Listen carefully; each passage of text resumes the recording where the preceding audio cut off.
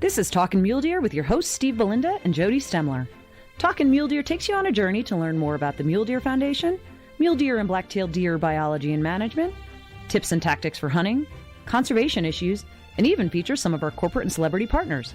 Now, let's start talking mule deer.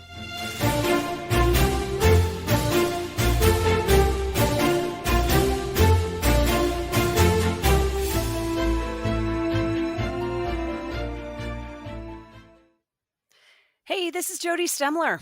And I'm Steve Belinda, and welcome back to another edition of Talkin' Mule Deer. Jody, today we're hitting pretty close to home to me. We're going to be talking about Montana. Actually, it is home. Yeah. I can still see Wyoming, so I get confused sometimes. But no, we're going to be talking to Chris Fortun, of course, who is our Mule Deer Foundation's regional director for Montana, and also Brian Wakeling, who is the game division chief for the Montana Fish, Wildlife, and Parks. Welcome, gentlemen. Thank you. Thanks for having us. Really excited to have you guys both on board. How's the weather in Montana these days? Are you getting a little less smoky? Fire's going down? Yeah, right. Like they keep saying, if you don't like the weather in Montana, wait 5 minutes. Very true stuff. Yeah, I know you guys have gotten a little bit of moisture recently in parts of the state, so I know that's a good thing because I know it's been pretty dry. Very favorable. So Chris, we haven't had you on a podcast. We're going to give you a chance to talk a little bit about your background. And Brian, I know that you're fairly new to Montana, although you and I have known each other for quite some time in other states. So Chris, why don't you jump in and tell us a little bit about yourself, how you got to where you are. I know that Montana's a pretty special place to you. It is. As a kid, I was born in Missouri. My dad came out to Montana on several hunting trips, came home one day and said, "We're moving to Montana." We all kind of rolled our eyes and said, "Oh, yeah." And then 60 days later, we rolled into Big Timber, Montana. That's where I went to high school. And then I left for college and went to Missoula, became a Grizz. Bozeman was too close to home. So I ended up raising my family in the Bitterroot, minus the 5 years I spent in the Navy. And then I got involved with the Friends of the NRA as far as nonprofits go. I spent several years with them, was the chapter chair in the Bitterroot Valley for a few years. Then I got on board with the National Wild Turkey Federation, spent 13 years with them, where I had the pleasure of meeting and working with our current new CEO, Joel Peterson. And then took a little break from conservation work for about 5 years, and then got a phone call from the Mule Deer Foundation asking if I would be interested in the Montana position. And I jumped at it. I love working in conservation. I love the outdoors. I love hunting, fishing. My family's been raised in it. So I'm very passionate about it, and I love what I do. And we're going in the right direction in Montana. Things are going really, really well.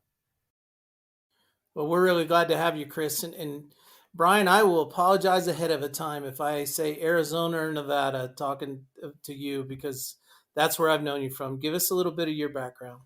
Yeah, you bet, Steve. And it's certainly formed a lot of my perceptions on the world, but I keep learning. I spent my first 26 professional years working with the Arizona Game and Fish Department. I left there as the game chief and had an opportunity to go work for the Nevada Department of Wildlife. And I served for them, and I served as the game chief there. And so this is my third state, my third opportunity. That's after spending 5.5 years with Nevada. I'm now about 1.5 years here in Montana as the game chief. And so, you get to see an awful lot of contrasts and similarities with a lot of states, because a lot of the challenges are the same. A lot of the landscapes have similarities, but there's a lot of differences too, a lot of nuances. And it's really delicate learning those nuances, learning those differences. But every state is wrestling with the same kind of challenges. How to do the best we can for the variety of species we manage, including mule deer. But how do we provide hunters with a chance to go? And how do we provide them with the type of experience they want when they do go? Great. And so I'm just going to put it out there, Brian. What is the state of mule deer in Montana? And Chris, I'm going to have you weigh in after Brian's done? The answer to your question depends an awful lot on where you ask the question. Um, Mule deer are doing really well in portions of the state, and they're just kind of, bumping along in other parts of the state. You get up in the northeastern part of the state, and I mean, there's just wonderful opportunities. There's multiple tags that residents can obtain. You move into the central or even the northeastern part of the state, and there's definitely been some challenges. I mean, everybody looks at the last couple of winters that we've had here in Montana, and you think, well, for the most part, they've been pretty mild. Despite the fact that they're mild by Montana standards, it was a little early. We moved into our house on October 10th. And on October 17th, we had our first substantial snowfall that really dropped temperatures and made things really cool. And the last snowfall was about May 23rd. And so that's a pretty long winter by anybody's standards. But there wasn't a lot of really deep snow in a lot of places, which is really favorable for overwinter survival. This summer's been dry. And as your summers get dry, you start to really play havoc with trying to get young to hit the ground and recruit them into the population. And so it's a double-edged sword. Like I say, it depends who you ask and where you ask the question. You'll get a different answer. Yeah, thanks.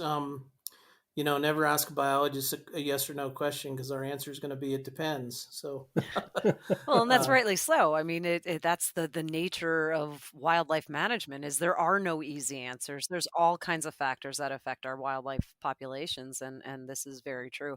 I've definitely heard about how dry it is up there, obviously near where you guys are both living, but I've heard about it more on the Northeast plains and the grassland areas. Is that going to be problematic? You mentioned it a little bit. Tell us a little bit about what that might mean for some of the deer populations there, which have been historically pretty good and had some pretty big bucks. Yeah, so there's a number of things that droughts influence. When we think about bucks and antler production, they're influenced by a number of things. Everybody always jumps on the genetics, and everybody has a tendency to jump on how hunts are managed, but probably one of the biggest driving factors is what kind of groceries are on the ground and available while those antlers are growing. And so you have a dry summer, and you probably have the likelihood to probably see reduced forage production, reduced forage quality, and you're likely to see antler growth kind of suffer as a result of it. That doesn't mean that there won't be some tremendous bucks harvested, or that they aren't any more that are going to be available, that they're out there and they're harder to see. But those are, real things that we need to look at. But from a population management perspective, probably a bigger concern is not so much whether or not there's going to be big antlers this year or not, but what are we going to have going into the winter? So if you go into the winter in poor condition, even an average winter may be really severe, might be hard to survive compared to a year when you're in really good condition. It creates greater challenges. It also creates greater challenges for the females. They're carrying fetuses. You're hoping for a really good reproductive situation coming into the spring. But if they go into the winter in poor condition, those fawns, when they are born, and it rarely influences fawn production much, but it often influences the condition of the fawns when they hit the ground. And if they hit the ground in poor condition, which is what happens if the does are in poor condition, then their likelihood for survival drops as well. So we've got kind of a double whammy. You have the likelihood that a fawn's going to survive to be recruited into the population is reduced this year because forage conditions are less. And then next year, you've got the potential for fawns to be born in a lesser condition, and that can influence their survival as well. And Brian, I know recently there was some stuff came out about the pronghorn issue from this summer's drought. I'm assuming that it affects pronghorn, white-tailed deer, and elk similarly, but different based on their needs. Correct? Yeah, drought has a tendency to have similar effects on each species. The difference is, the timing of reproduction, the timing of fawn drop, the types of habitats they tend to inhabit. Whitetails often inhabit areas that have some agriculture available to them, and private landowners often subsidize wildlife, and white-tailed deer often take advantage of that situation. And so they tend to have less fluctuations than what we typically see in mule deer. Elk, similarly, tend to be more robust, tend to see fewer fluctuations. They're able to take advantage of a wider array. They're primarily browsers, but in a bad situation, they can take advantage they're primarily grazers, take advantage of browse. Deer are primarily browsers, but in bad situations, the grass is often the first thing to go. And so it's harder for them to be as adept at being able to switch and take advantage of other things and so we tend to see more fluctuations, I think, in mule deer than what we see in whitetail or elk populations. Thanks, Brian. So we have to take a break. We got to hear from our supporters. So we'll come back on that. Elk, sheep, big old muleys. Not a problem for the 27 Nosler. We packed it with more downrange punch than the 300 Win Mag. We designed it to be flatter shooting than the 6.5 PRC. The 27 Nosler is everything you've heard, all that you've asked for, and plenty more. So enough talking. Check out the numbers for yourself and see what makes the 27 Nosler such a beast at nosler.com. All right, we're back. And before the break, we heard Brian's perception of the state of mule deer in Montana and wanted to give Chris a chance to give us his thoughts as the Mule Deer's Foundation's regional director. Chris, what are you thinking? Well, I agree. I agree that the habitat part of it this summer, with it being so dry, I mean, the last thing that I would hope for, and you hear a lot of people saying, "Man, I hope it's a good winter." I don't think that's a good idea after what they've struggled through this summer. But I talk to a lot of people that are on the ground, the hunters, the people that spend time in the mountains, and I hear a lot of diversity. Obviously, our numbers are on a downward trend, and they have been for 20 years or so in the northwest part of the state. The numbers in the southwest part of the state, depends on where you're at. Bitterroot Valley, the numbers appear to be good, although if you talk to the people that primarily hunt the mountains down there, they say the mountain herd is far and in between. You can't find them. They appear to be being driven down into the valleys, whether that's due to hunting pressure or pressure from predators, but they're finding sanctuary in a lot of that lowland country, not only in the Bitterroot, but some other parts of the state. And that's where they're hanging out. And we're starting to develop, urban deer in places that really aren't urban, just small towns. So I think, like I say, it depends on who you're talking to. I've had comments with and some dialogue with some biologists around the state this year, and numbers in south central Montana are not that good, according to them. Central Montana, they are, although I think we still need to deal with the issue of why are mule deer moving out of certain areas. My Lewistown chapter, where we have a banquet this coming Saturday, one of the reasons they really wanted to develop a chapter there was not only raise money for habitat, or in conservation, but they wanted to develop a bigger voice and try to communicate with FWP and our local biologists and stuff and find out, why are our mule deer numbers down in areas where they used to be plentiful. And we really don't have the answers for all that. I don't think there's been enough studies done. So I hope as we build our partnership with FWP and, we continue raising money around the state as I continue to build more new chapters, we can put that money to use and find out what's going on. And Chris, that leads us to a good segue into how you do put your money on the ground. You've had a great year. I mean, I can tell you that looking at the numbers and talking to the other folks at the higher levels that, you guys report to, everyone's singing Montana and your praises this year.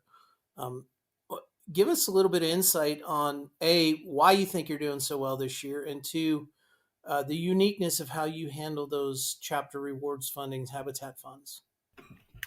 Well, Montana was one of the first states to, well, was one of the last states to really shut down, and was one of the first states to open back up.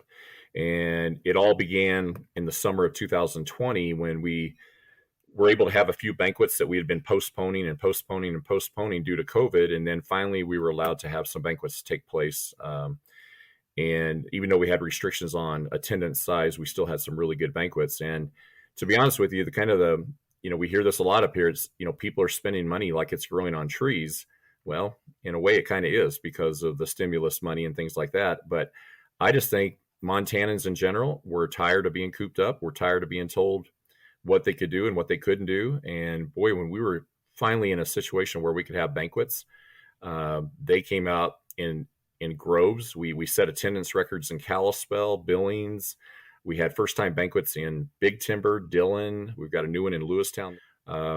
It's just been unbelievable. And it's been a real blessing with the amount of support we've had from not only our volunteers, but those that have come out and support our banquets. And, they've just been great. And we've set a record. We had our best year ever as far as fundraising goes in the state of Montana in the fiscal year ending 2020, 2021. So as far as how we spend it, that's great. Yeah, Montana's kind of unique. A few years ago, we voted, all of our chapters got together and voted on that. We thought the monies that we raise, our chapter rewards money, could be better spent if we pooled it, and we could develop a team of experts, if you'd like to call them that, which we do have. We have a panel that comes in and looks at our projects that are presented. We have a deadline of November 1st, and then we usually review the projects first week of December. And that panel reviews them. And Steve, you're part of that panel too. We look these projects over, and by having all that money pooled, we can kind of pick with the majority decision of where that money is going to be best spent. And it prevents money from sitting there not being used. A lot of chapters have raised money and it just kind of sits there and doesn't get used.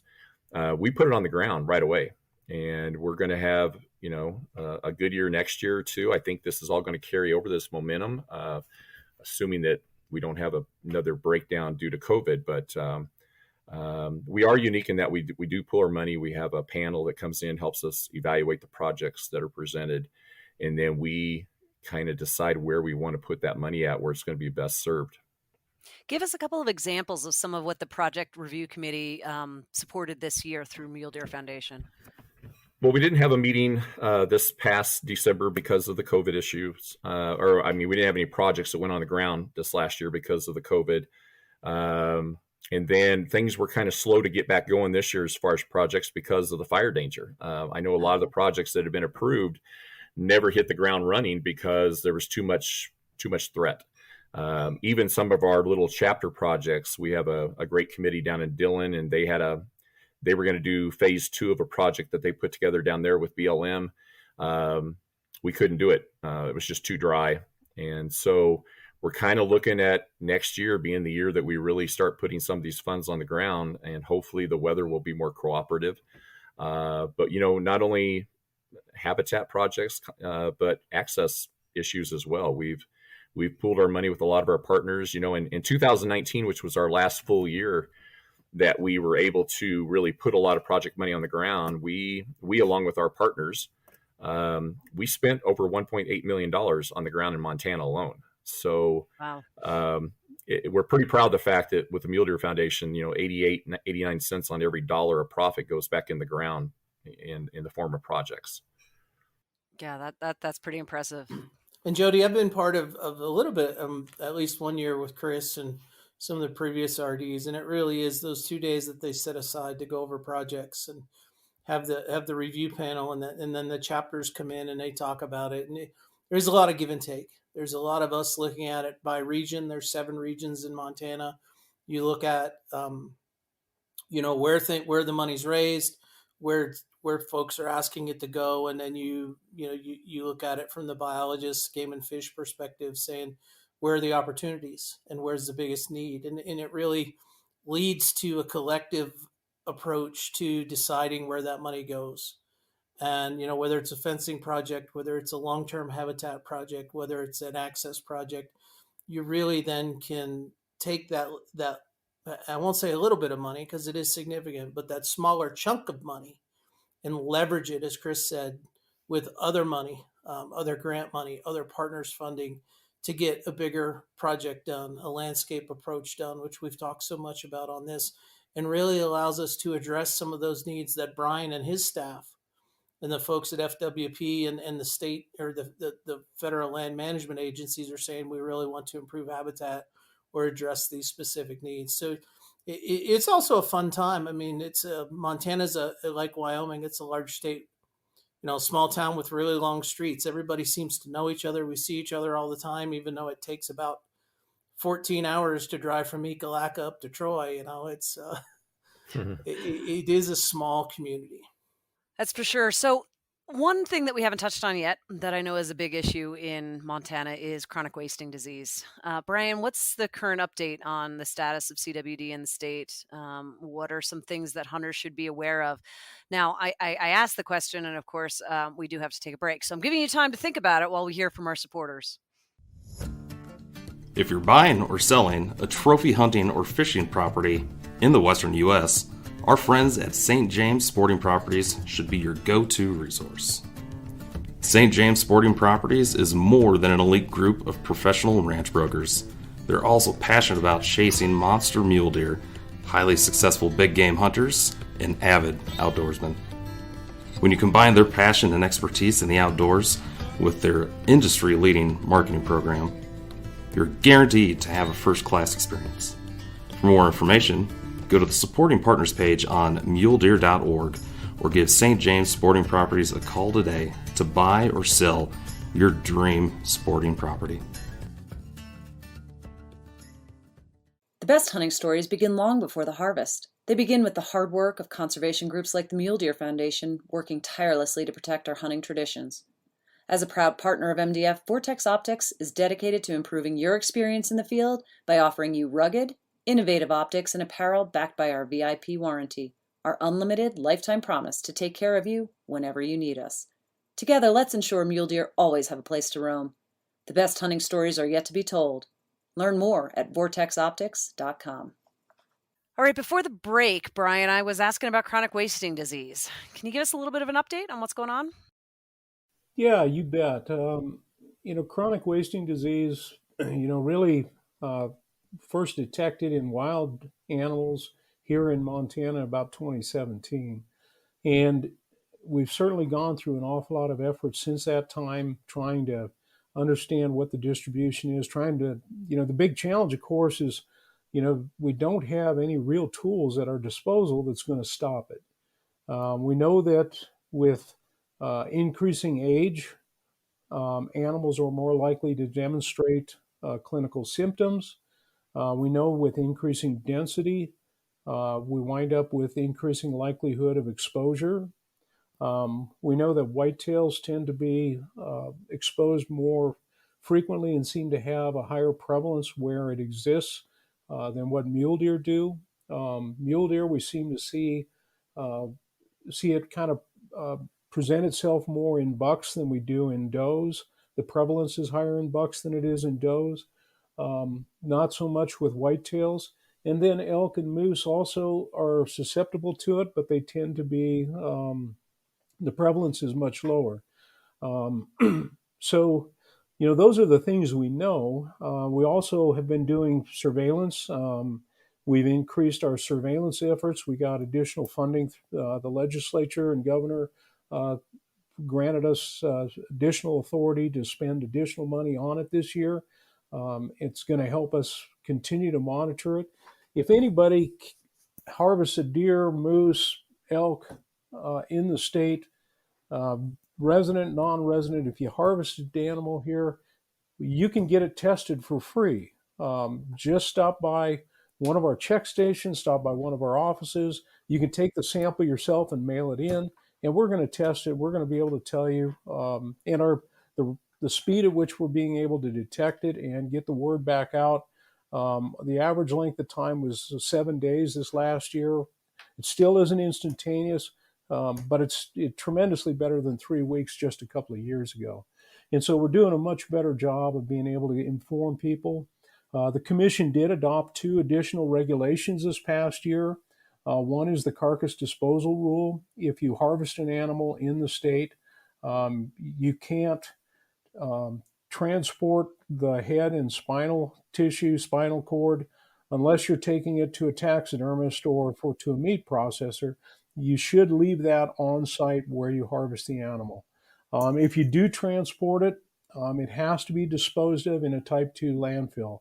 And essentially that's the landfill that most municipal cities, towns, that's the dumps that they use. But that contains it, and it's less likely to result in the spread. The other thing that they did was to adopt a rule regulating scents. So if you use a masking scent or an attractant scent, the Archery Trade Association and the Responsible Hunting Scent Association have developed a deer protection program on RT quick testing, and those have both got a trademark check mark. If you see that on a scent, you know it's legal to use within the state. If it doesn't have it, it's not illegal to sell it, but it's illegal to use it. And Brian, I want to commend the department for their testing. They give you a little card with a number on it, and you just log in and type in your number. It's pretty easy. And I'll tell you what, last year when I came through the check station on the last day, after dark, I pulled in and they had already closed down, but they recognized me for, I guess from working with MWF, and they decided to break the knives back out and take a sample. So I was really fortunate of that because I was looking forward to seeing how the system worked. Also living where we first broke out here in Red Lodge, I think we're seeing a little bit of fatigue and apathy from residents, hunting residents. You just don't hear about it here anymore.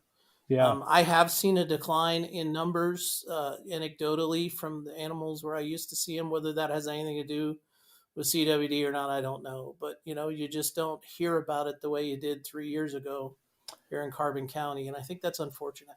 Yeah, I think you're right. The thing that's been amazing is how much effort we've been able to put out there. And that was in the midst of the COVID pandemic as well. So we put a lot of, I've had a couple of deer tested last year. They didn't know me. I'm still pretty new to the state, but I pulled up there and, you hand them your tag and they went into the back, took the sample. I didn't even have to get out of the vehicle to assist. So they do a tremendous job. And like you say, it's easy. You just get on the website, look it up, and it answers your question, put your mind at ease, and you can go on. Now, Chris, I think, some of the things Brian said, and we hear this in other states, one of the ways we deal with CWD is to have fewer deer per square mile, fewer older deer, particularly older mule deer bucks, and pretty stringent, movement, carcass disposal, and voluntary testing. How's that going over with MDF, members and hunters that you talk to? I think they're very supportive of it. I think they understand the need. We had, at our meeting in 2019, December 2019, we actually spoke about how we could work with FWP. Maybe we could help fund some little testing kits to pass out to hunters. And we're still open for that idea. We've come up with ideas like putting checkpoints on Onyx, where hunters could actually just pull it up and say, oh yeah, and of course now it's open where we can get it tested just about any check station. But before that, we didn't have, not all the check stations were doing it. So FWP's getting better at that. We're getting better at getting the word out. It's just education. And I know last year in the Bitterroot Valley, our volunteers from our Sapphire Range chapter helped man the disposal dumpster where they could drop off their carcasses. And we helped man that. It was only open, I think, 2 days a week, but we helped man that throughout the hunting season. And it got used quite a bit from what I hear. So, what I hear statewide, we understand the concerns of it. Our supporters, the hunters, they want to do whatever they can to help prevent the spread. And I think they understand that in certain areas it is about density, and we're going to have to offer more tags. We're going to have to thin the herd a little bit. So, and it did get kind of quiet. I just did a report on it in the next issue of our MDF magazine, because I had people asking, what's the latest with CWD? Because they didn't hear anything about it for the last year because of COVID. So hopefully I shared some good links on there that FWP has updated all their information on. So we'll get all that out to our readers. Now, building on that, you guys both mentioned something. I just want to throw this out there. We often like to take some rumors and myths and other maybe folklore No, we out don't. there and address it. In Montana, we've got a tremendously long rifle season, 5 weeks, built on the back of 6 weeks of archery season for deer. And you often hear Montana is the place where you can't grow a deer older than 4 years. And it's, we focus on opportunity versus quality. I just want to throw that out there, Brian, to you first, and then Chris, to you. How is the harvest strategy in Montana developed, and are we managing for opportunity over quality, or is there other answers? Yeah, that's an excellent question. And again, I'll just use my go-to phrase. It depends who you talk to and when you talk to them. If you look at Montana's adaptive harvest management plan, there are, if I remember correctly, about 13 or 14 different locations in there that we consider our special management districts. And in those special management districts, we limit opportunity. We limit there's a, this is one of the things that gets confusing to people that aren't familiar. You can buy a license, but you have to draw a permit to validate that license to hunt in those areas. And so if you buy the license, you can hunt virtually statewide. And there are some great opportunities. But if you're looking for an older age class animal, those special management districts are the place to look at. The thing that is a challenge, and I don't care what state you go to, is if you manage for older age class animals, you have to limit the number of people that are allowed to participate. And so you can choose to hunt someplace that doesn't limit participation so much. And in those cases, you typically see a younger age class age structure overall. Or you can try to get into the limited draw and try to get into those older age class of places where you're managing those. And we're really trying hard to manage those in places where we don't have CWD so that we can continue to get that older age class structure there. But even having said that, there's so many different refugia around Montana, be it private land, be it remote country, even in some of the hardest hunted areas. Every now and again, someone will come up with a tremendous older age class buck there. So I think in a lot of ways, Montana's got the best of both worlds.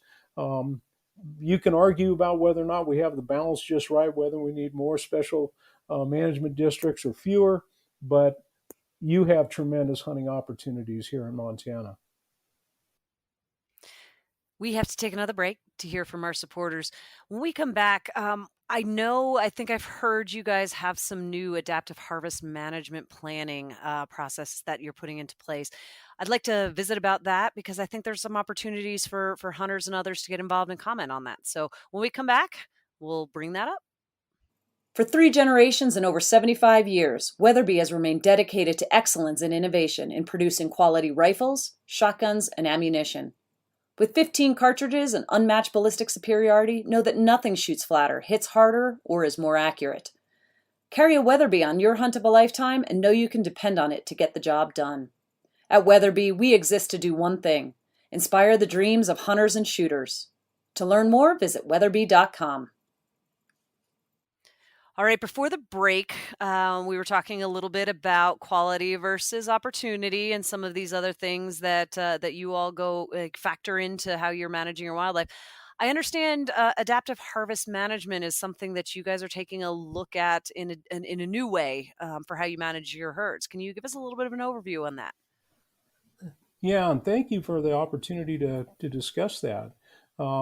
We just spent probably 4 or 5 years working through some of the things that have worked, some of the things that haven't worked. And so we, on July 27th, we provided a work session to our commission where we had the opportunity to really go through the adaptive harvest management plan in detail. We had a couple of our biologists that have taken the lead on that. Brent Lawner he deserves an awful lot of the credit for the work that he's been doing, putting in on it. And Lindsay Parsons is our DRL coordinator, and she's been doing an awful lot of work on it as well. But there's a whole team of people that have been working on this, trying to get together, trying to refine kind of how we've been managing mule deer, primarily with that adaptive harvest plan. This last Friday, on August 20th, we provided the commission the first opportunity to adopt it for public comment. They did so. That's now open for about 30 days. We'll be taking comment, and the whole point of comment is this is the opportunity to get in and let us know what you think. We encourage the Mule Deer Foundation, hunters, anybody that has an interest in mule deer to comment on that plan, take a look at it. It's on our website. And that input helps us guide, because I'm fond of saying is that, and I heard this from a colleague in Colorado years ago, our biological sideboards are quite broad. Our social sideboards are much narrower. And the only way we're able to define those social sideboards is by gaining that input from the public. When we get through with this, we're hoping to have it adopted in October. Then we're going into our biennial season setting that will be shared with the commission in December. And again, there will be some more public opportunity for comment then, hoping to adopt a final set of biennial seasons in early February. So please, by all means, the more review and input we have, the better we are. And Brian, we can find that on FWP's website, right? That's absolutely correct. On the public You can portion, find it. The news and that. You can find it on FWP's website right now. Probably the easiest way to do it is go to the commission, go to Inside Montana, go to the commission, and then look at the last agenda and scroll down to it's the last item on the agenda, Adaptive Harvest Management Plan, and it's right there. There's also a public comment page, and you can go there, and that'll take you to a direct link where you can share your comments. So Brian, for the non-biologists, non-people that haven't had game management training, when you talk about adaptive harvest management, you're talking about the ability to address the number of deer you kill by unit, by habitat type, whatever it is, based on feedback that you're getting from previous efforts. Is that correct? I think that's a pretty good way of summing it up, Steve. We think about it as, kind of that 4-step process where you develop a plan, you go ahead and implement it, you measure the responses from that plan, and then you amend the plan. And so, our whole goal is to continue learning as we're getting inputs off of this year's hunts. That's what we're using to inform next year's hunts. And we may find ourselves in either a restricted package, a standard package, or a liberal package. And those packages largely based on the data that we're collecting, that hunters are providing us, and along with the surveys that we're conducting, all that information feeds into that structure that allows us to adapt among years and trying to find the hunt structure that's going to maintain our populations where we want them. Populations naturally fluctuate widely. What we try to do as wildlife managers is kind of dampen those fluctuations and kind of guide the overall population trend to the best of our ability. Now, Chris, I know you're lifelong Montanan. I've been here 11 years, and when people hear adaptive harvest management for mule deer, the thing I see most and the thing I hear most is that's all those doe tags in Region 7. Is that what you hear too? I mean, I understand why they're giving those tags out, but I can tell you that I was camped 2 years ago in parts of Region 7 elk hunting, and a couple deer camps came in and they took full advantage of those extra tags. And boy, the people, including, even some FWP employees I talked to, thought that they may have overdone it. But Brian, what Brian you're saying is, hey, you expect that if you bump those doe tag numbers, you've got a certain percentage of them are going to get harvested. Chris, what do you hear out there when this issue comes up from hunters and MDF members? Well, it's kind of strange because it's what I'm hearing has changed over the last 3 years since CWD has kind of taken the spotlight. I think before that, when they would keep bumping up doe tags in certain areas, you have those people that I don't maybe necessarily think they spend as much time in the field and they don't see as many deer. And then you have other people that spend a lot of days out in the field and they know they have a better idea of how many deer are out there. You can't always go by how many deer stand next to the road. And there again, like Brian's mentioned, it kind of depends on where you're talking at. We've got some hot spots in the state now where we know CWD is an issue. And I think that the hunters are expecting those quotas to be adjusted accordingly to try and keep this under control. And then there's other areas where, there's the CWD isn't an issue, but yet, I hear from hunters. Well, I'll give you an example of Missouri breaks. We hear a lot of things from people there that hunt the breaks that say, we've got to adjust the seasons. We've got to quit shooting small bucks because it's getting harder and harder to find a big buck. And and I don't hunt the breaks much. I hunted it a couple of days last year for the first time in 20 years. But just hearing from them, there's concerns, and they want to see, they really do. And I hear this a lot, is they want to see a mule deer management plan, statewide management plan. And I know it's in the works, and I hope the Mule Deer Foundation can be a part of that, and that we can speak on behalf of, those out there that support us and that are avid mule deer hunters. And really, really looking forward to that coming down the road. I don't know if Brian can give us some input on that or not. Yeah, and so the response I'd give on that is our adaptive harvest management plan is that plan. That's what guides our approach in each of the hunting districts that we have. We're also in the process, and this is something that we've been working on now for a little over 3 years, constantly trying to, everybody tells us how complex our regulations are, trying to find ways to simplify it. Sometimes simplification, can be confusing because it's different. But we're going to be taking input on the adaptive harvest management plan. We're going to be taking input on the biennial season structures. We'll be taking input on our hunting districts and how to improve and how to make things simpler. We try to make things work for all deer hunters.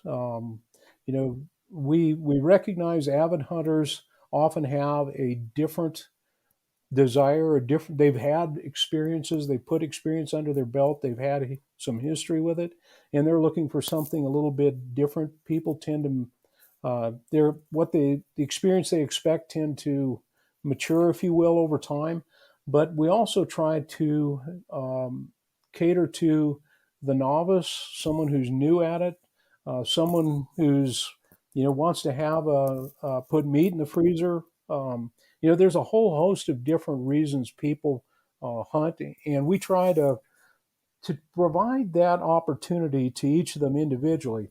Obviously, in my mind, the Mule Deer Foundation is a critical stakeholder for a number of reasons. Not the least of which is the partnership that we have the opportunity to continue to build upon. The fact that the infrastructure that the foundation has, the understanding, the support that they've given to the Mule Deer Working Group over the years. Obviously, the Mule Deer Foundation is pretty sophisticated when it comes to the average participant. And we really appreciate that, and we really want to continue to foster that relationship. But we also look to building new hunters and trying to get novice hunters a little bit more experience. Well, Brian, I know that you mentioned opportunities to formally public comment. Your new director is also going to be out there in each region here very shortly. And it looks like, setting all of the forum talks aside, for what the purpose is and, coinciding with adaptive harvest management input and season structure input, really the new director is in, I guess, part of his leadership team is going to be going around to each region to meet people. And I think that's a wonderful opportunity for not just MDF members, but for general hunters to come in and, put a face with the name and ask the hard questions that, that they want to ask. Yeah, that's a great point, Steve, and I'm glad you brought those up. Unfortunately, I'm not going to be with him on that tour, but the things that I keep hearing Director Warsick say, when he makes an error, he owns it. He's the first one to say, you know what, that was my screw up. He wants to hear what people have to say, and so if you have the opportunity to be out and participate in these open sessions, take advantage of it. It's a great opportunity. Share your thoughts, share your ideas. We can't agree with everything everybody says. We can certainly listen to everything everybody says. And oftentimes, when we don't agree with something someone has said, oftentimes there's a learning opportunity in hearing that point, that something that you may not have thought of, something that we might programmatically disagree with, but it's a perspective that we perhaps haven't looked at. And so, it's be kind, but please be open and honest. I wouldn't hesitate to ask any questions. Sounds like a good mantra for life right now. Yeah. Well, guys, we are running out of time, though. So not wolves and bears, right, Brian? I don't think we have. That's a whole nother episode, Steve. I think we should leave those for now. Before we jump, Jody, I want to ask Chris one thing. There is something unique about Montana for MDF. We have the ability to get an MDF license plate. I know I have one on my truck. Chris, you have one on your truck. Tell us a little bit about what that program is and how that money is then used. Well, Montana, at one point they had literally hundreds of specialized plates. But early on, when there wasn't that many, Mule Deer Foundation jumped on board and designed a plate, and we got tied in with the state. They approved it, and we get a percentage of the new plates that are purchased, and then we get a percentage of every year's renewals. And we earmark that money in that license plate fund for access programs primarily.